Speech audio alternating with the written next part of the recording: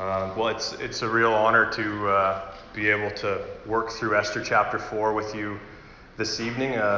Admittedly, I do feel a little bit out of my element because the ministry that I'm involved with involves small groups between 3 people to 20 people, and I prepare and preach mini sermonettes with lots of discussion and dialogue in and through it. So this is a little bit different for me, but depending on the time of day that I have chapel, and depending on my wife Amber's work schedule, she's sometimes actually home as I'm heading out the door. And our kind of parting conversations, they always go one of 2 ways. Example number 1, I come upstairs from the office and I say, all right, I'm heading out. And she says, goodbye, I'll be praying for you. And I say, thank you, goodbye. That's example number 1. Example number 2, I come up from the office and I say, all right, I'm heading out.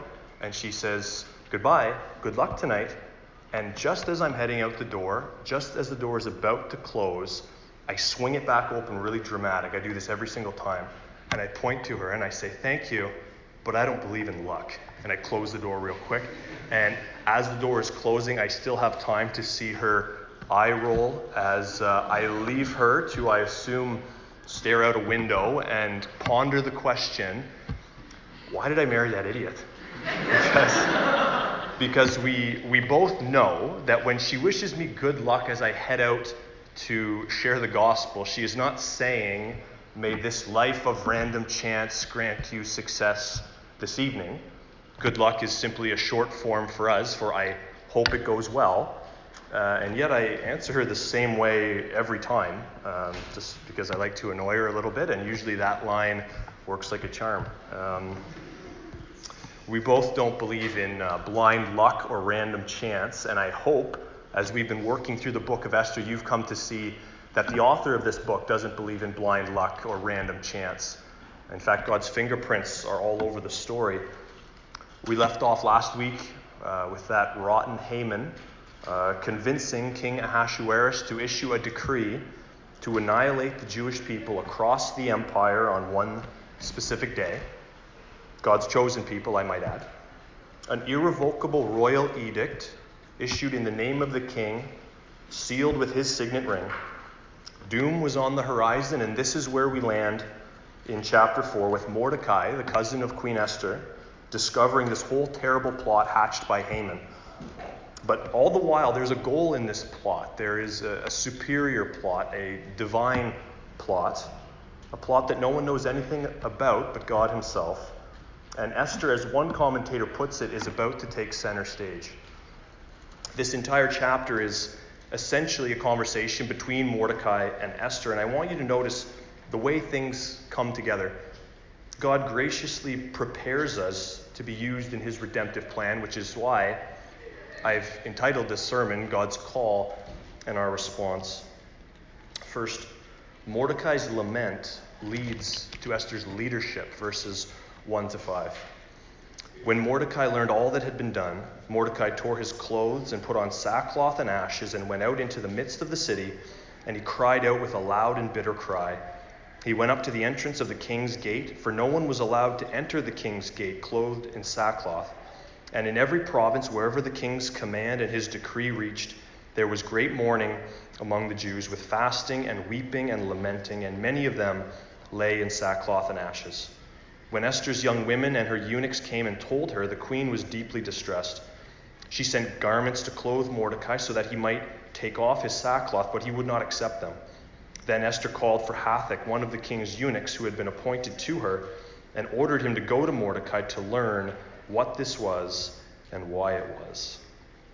So Mordecai hears of this decree, and he tears his clothes, puts on ashes and sackcloth, which was common practice at that time for those in mourning, and he makes it very public that he is not all right. He goes right up to the king's gate, but can go no further because, for whatever reason, and there are many theories, those in sackcloth, those in mourning were not permitted beyond the king's gate, but this was all designed to get Esther's attention. It must have been common knowledge to at least some people close to Esther that Mordecai was an important person in her life, because verse 4 says that her young women and her eunuchs came and told her about Mordecai's condition. They obviously knew that his current state would be of interest to her, and the queen was distressed. Now here marks a very subtle but a very significant shift in the character development and the role of Esther in this book. For the first time in the story, she is the one issuing an order. I don't know if you noticed that, but prior to this verse, Esther has been led here and brought there and told to do this and told to say that, but now she is the one taking the lead. In this chapter, there's a shift that takes place from Mordecai to Esther. She has some fresh clothes sent to Mordecai, but he refuses them. So Esther's first bit of leadership didn't exactly produce the outcome she was hoping for. Who knew that taking some initiative in caring for a need wouldn't be so straightforward, so simple? She was hoping to address Mordecai's need with a simple clothing delivery, but that was just not enough. And I was thinking, in our lives, I believe that we can be guilty along similar lines of taking the path of least resistance. It's in our nature, sadly, to find the easy way. And Mordecai's issue was not that he needed fresh clothing to cheer him up. His issue was that his people were scheduled to be wiped out of the empire, and there needed to be an intercession on behalf of the Jewish race. Are there people in your life in need? And that's more of a rhetorical question, because I'm sure there are. I know there are people with many different kinds of needs all over our world, all over our country, our city, our neighborhood. And if we're to address the needs of others, we need to accept the fact that this could mean further commitment on our part. Financial commitment, time commitment, energy commitment. When done for the purpose of furthering God's divine plan, He will grant us the strength, the resources, and the time, but we need to act. So Mordecai declines the clothing. Thankfully, Esther recognizes that the bare minimum is not enough, and instead of sitting back wondering what Mordecai's next move will be, she decides to continue further, and she calls on one of the king's eunuchs named Hathach to find out what was going on with Mordecai and why he was so upset. And this is the next small step in God's incredible redemptive plan. So Mordecai's lament leads to Esther's leadership, but next, Mordecai's hope leads to Esther's hesitancy, verses 6 to 11.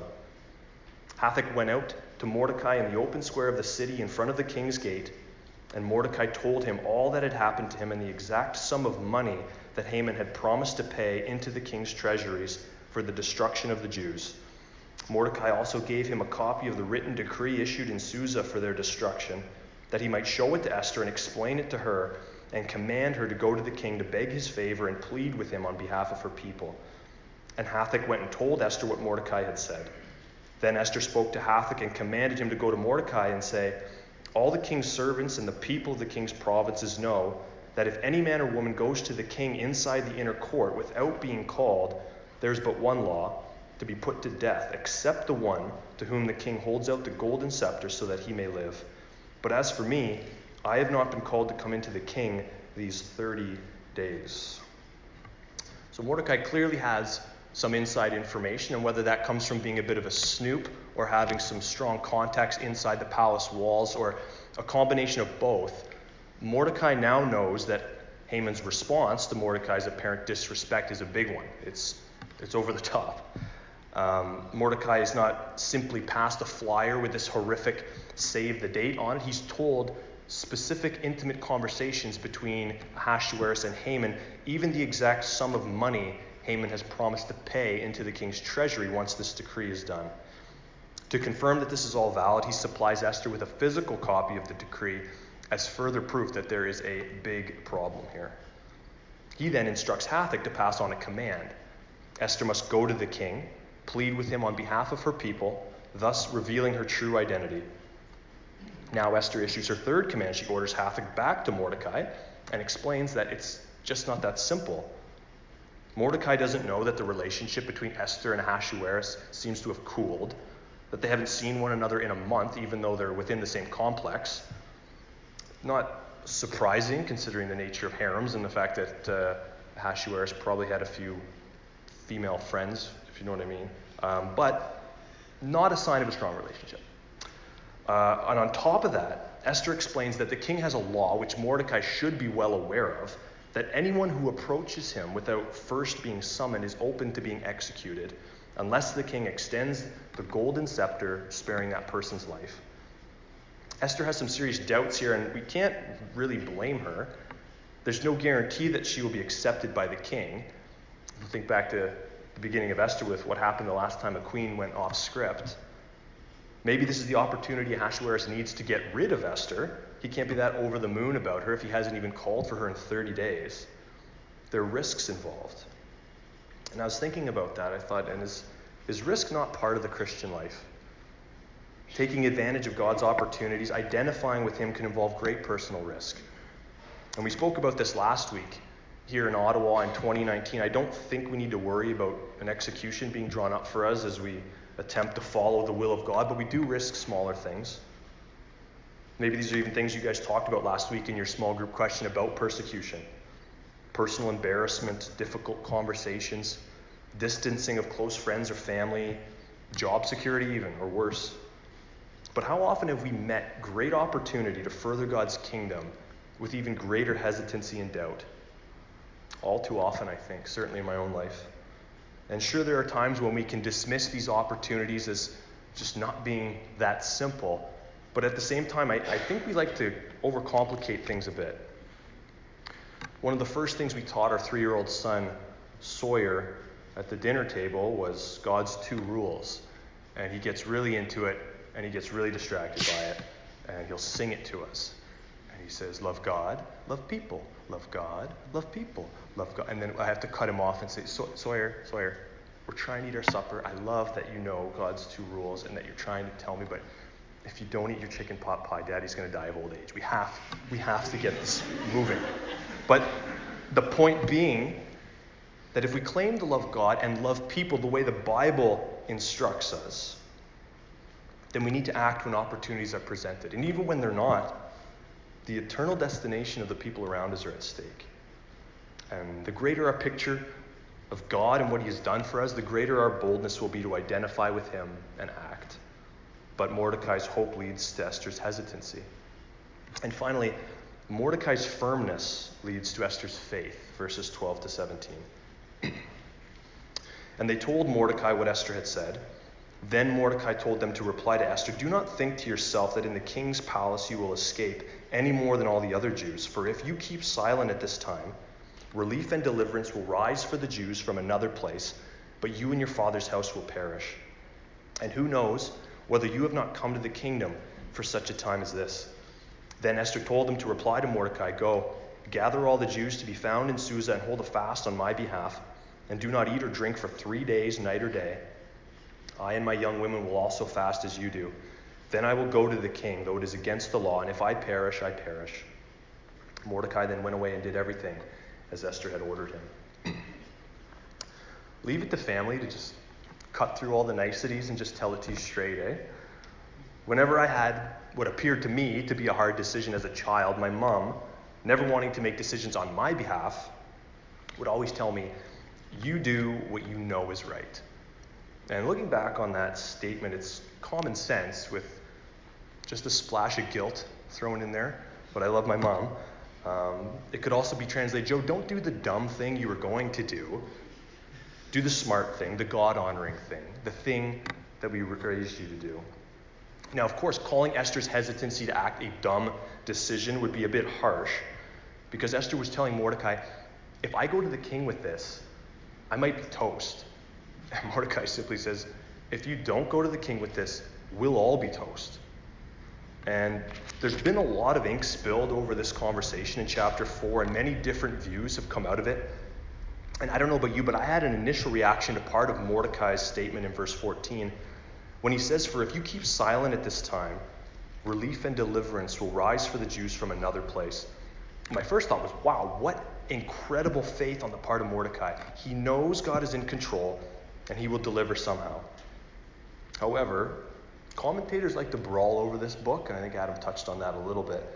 And some have actually seen this verse as a poor translation and believe that Mordecai is asking a rhetorical question about being delivered. Essentially asking, will God deliver us some other way? And his answer is no, we will all perish, because as it says, you and your father's house will perish. And if we look at genealogy, that's Mordecai. He's done too. No, obviously, based on the translation we have in front of us, I don't see it that way, but whether Mordecai is displaying incredible faith in the providence of God or coming to Esther in desperation, seeing her as the only hope for her people, one thing is clear. Esther has been presented with an opportunity to be used in a powerful way in God's redemptive plan to preserve the Jewish line, which was God's Old Testament covenantal promise. The end of verse 14 contains the most well-known passage in the book of Esther, when Mordecai asks, "And who knows whether you have not come to the kingdom for such a time as this?" Again, whatever your view is on Mordecai, it is clear that God's invisible hand has guided the storyline every step of the way. From an orphan Jewish girl to the Queen of Persia, the millions and billions of minute details, all under the providence of God, all leading to this moment, the furtherance of his redemptive plan. God is on his throne, orchestrating all things for his glory, and Esther finds herself receiving this call. Will she act? She sure does. Immediately after Mordecai's question, something happens to Esther. There's an interchange that takes place. She gives Mordecai orders to get the local Jews together to fast for her. A usual fast was 1 day, but this is a big deal. And she orders a 3-day fast, which she and her women within the palace will also take part in. She has decided to respond to God's call. We don't know her exact mindset, whether she feels a little bit forced into this decision, whether this is pure God-provided peace. But what we know is that she will faithfully go. She will act. Now, we've talked tonight a little bit about some applicational points we can take away from this chapter, but where do we really see ourselves in all this? How do we relate to all of it? And I think there's a reason why commentators debate so much about this book. They've labeled Esther and Mordecai everything from faithful and obedient to faithless and distrusting and everything in between. So much disagreement. But I think the reason for that is we're not to look to Esther and Mordecai as these pristine, moral, and faithful examples to emulate in our lives. In this book, whether God is dealing with incredibly faithful servants or not, he is sovereign, he is good, and he will be triumphant. And actually, this all points to Jesus Christ. And here's what I mean by that. In Esther chapter 4, we have God's people in a completely helpless and hopeless position. They cannot deliver themselves. The decree's been authorized. Death. The only hope for the people of God is for someone to intercede on their behalf. Their only hope for deliverance is through the work of another, and Esther takes on this role. She will identify with her people, intercede on their behalf as a mediator for their salvation. For those of us here tonight who profess faith in the person and work of Jesus Christ, we are God's people. But there was a time when the words of Scripture held us condemned, for the wages of sin is death. Death was the decree against us, and we needed deliverance. We needed someone to intercede on our behalf. We needed a mediator and a Son of God, identified with humanity, coming down to earth, fully God and fully man. He intercedes on our behalf by paying the penalty for the sins we've committed. He delivers his people. Esther says, I will intercede, and if I perish, I perish. Jesus says, I will intercede, and I will perish. I must perish.